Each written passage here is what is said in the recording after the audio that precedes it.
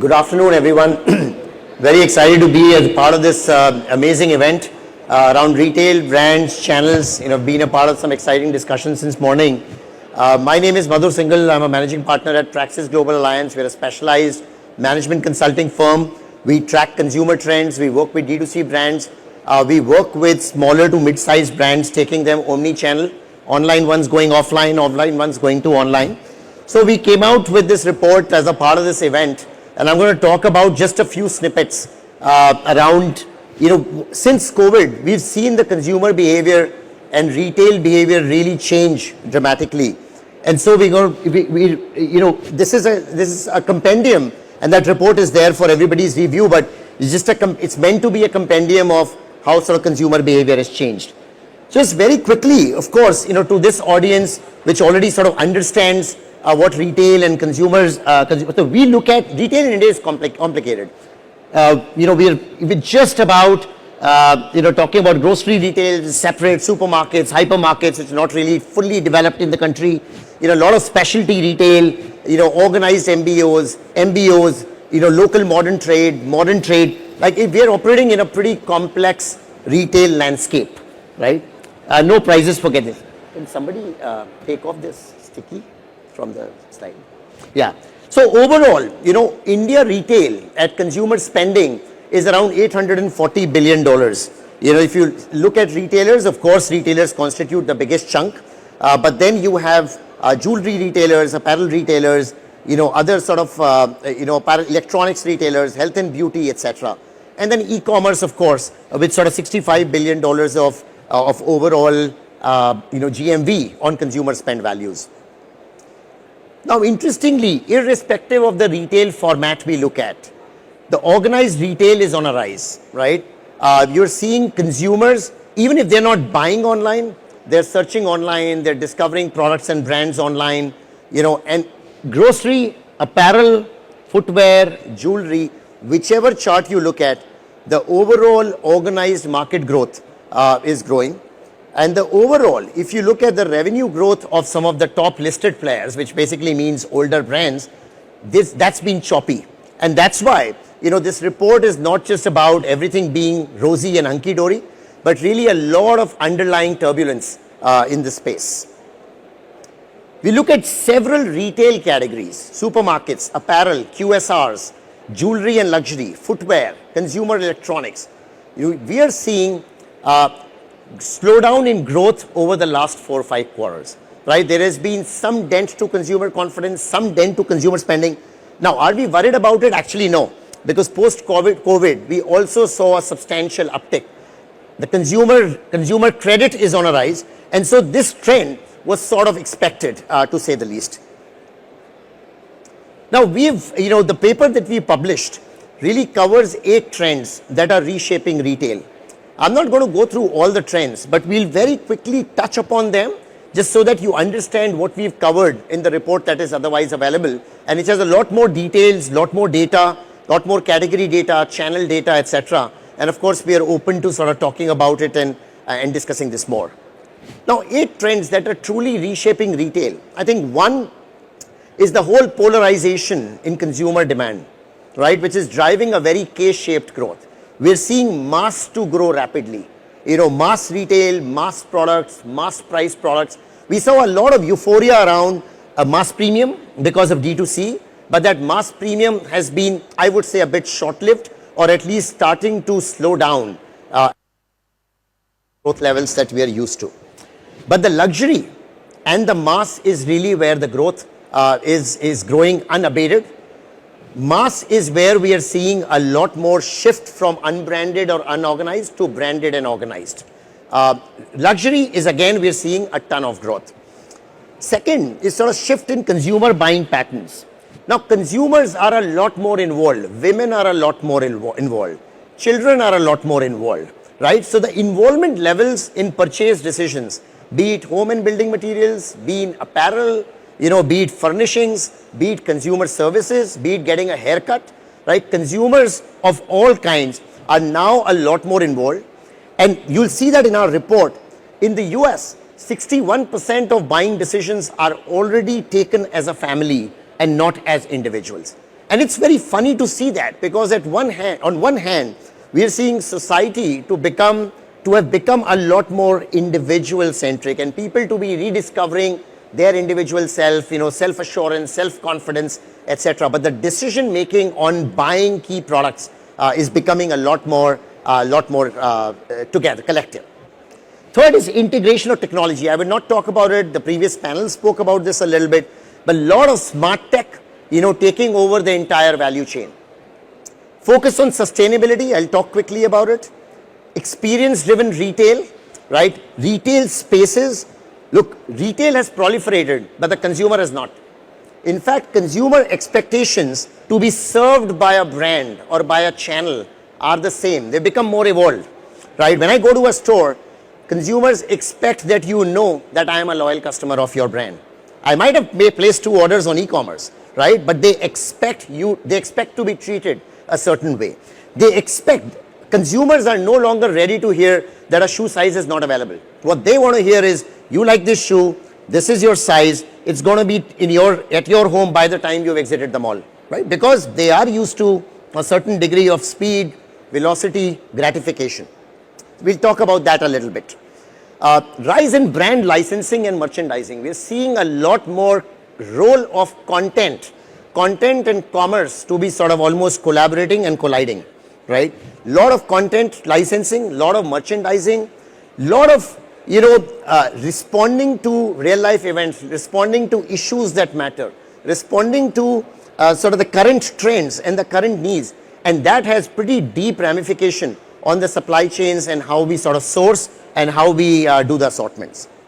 Increasing need for brand creation through differentiated models. We'll talk a bit about it, especially as consumers becoming more, at one hand, they are becoming loyal to brands they care about. On the other hand, brand proliferation is at its peak, because the brands, consumers are sort of being hit with information and content, and they're discovering new brands online, on social media and whatnot. And so they want to experience brands, and they want to understand what these different brands and products stand for. And finally, loyalty. Most retailers and most brands, who are our clients, we speak about loyalty. And I don't know, one of the things we speak about is loyalty alive or dead? Is loyalty relevant or irrelevant? One of the things that we are seeing what is more effective with brands and channels is that it's become more important to get into the consideration set of the customer rather than making a customer super loyal and expecting them to be buying your products over and over again, right? Being in the consideration set is actually, according to us, the new definition of loyalty. Staying relevant with the consumer and staying relevant when they want to make a purchase, and being available to them when they want to make a purchase, is what you can control, what we can control, right? Whether they will buy you or not, is something that's almost becoming more and more uncontrollable, especially with sort of single view of the customer, etc., not being there.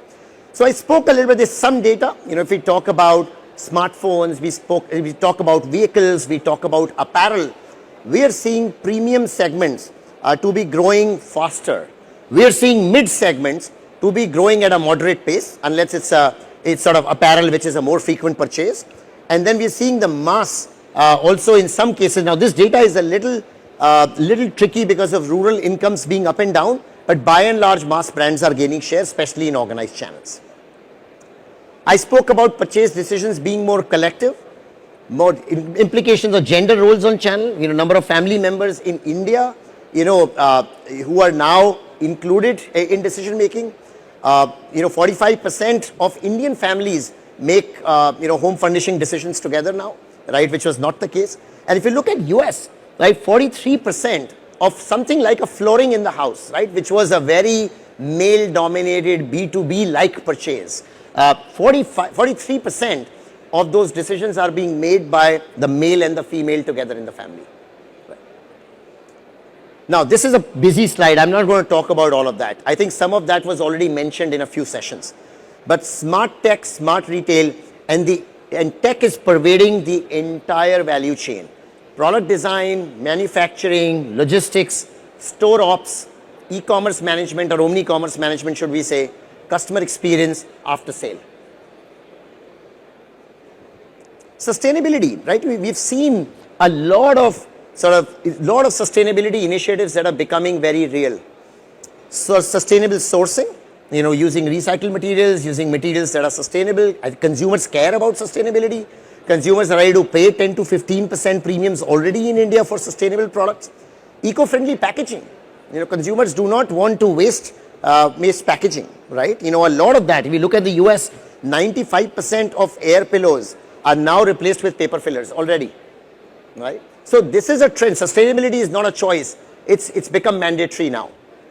Sustainable product materials, refill and reuse systems, a lot of refill stations. Why would you want to sell, a bottle of shampoo for like 450 rupees if you can, offer refill packs that are cheaper, that are more sustainable, that are reusable, reduced energy use and emissions, and then sustainable production. Again, not talking about all of that, in detail, but a lot of the detail is available in the report that we come out with. A lot of seamless experiences. You look at the Zara concept store in Bangalore, right? Self-checkout, smart fitting. Some of that is almost becoming hygiene, in countries like Singapore, in the US, in Europe. Pottery Barn opened its flagship in Delhi and Bombay. Puma opened its flagship in Bangalore. Now these flagship stores are nothing new. We've been doing that for 20 years now, right? But it's become more and more important to communicate the brand message to the consumers, especially as the control on the channel is getting lost, especially as consumers are exercising more discretion, right, in discovery. And so what does the brand stand for? It's become very, very important. And even categories, again, building materials like hindware, which will never have a store. Always go to a multi-branded store in a wholesale-like market. And even in Delhi and Mumbai, today, has become a consumer product, as we speak. Also, the market for licensed merchandise and services is growing. We think it will grow more rapidly, especially as organized channels grow, especially as social media influence grows, etc., etc. And subscription models. Now, India has traditionally not done a lot of subscription, right? US, some of the developed economies, already have a lot, but we have seen examples like Country Delight, which is already more than a 1,300 crore brand.